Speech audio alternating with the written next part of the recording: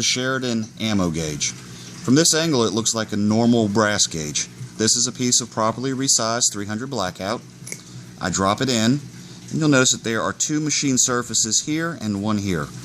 This first one is the minimum brass dimension, SAMI spec. This one is the minimum chamber dimension, or go gauge, and this, here and here on either side, is the max chamber dimension, or the no-go gauge.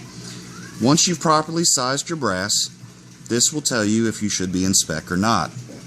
The nice thing about this is, when you flip it over, there's this large slot cut in the side, and it allows you to look into the chamber and see where your shoulder is and how long the overall length of the brass is, and you can see which one is interfering if there's a problem.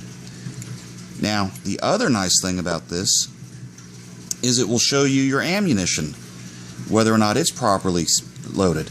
You can see your shoulder, your overall brass length, and the overall length of the cartridge for an AR-15 magazine. If the bullet protrudes beyond here, it will not fit in the magazine, and you can still check the back side of your brass. Also, if you have a problem after you load your ammunition, like this one has, see how it's sitting proud over the top? But that's properly sized brass because I've already checked it. Looking in here, I can see that the bullet OG is interfering. This bullet is loaded too long and causing the OG to interfere with the lands and grooves, and it could cause a high pressure situation. The overall length of the cartridge is close to being correct. Now, if you have a CMMG upper, you have a very tight chamber, and you'll find that even though other brass gauges will pass the brass and say it'll work, you're finding that it's not working.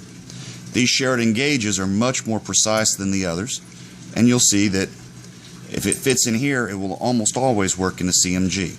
MG, my apologies. Thank you for watching the video.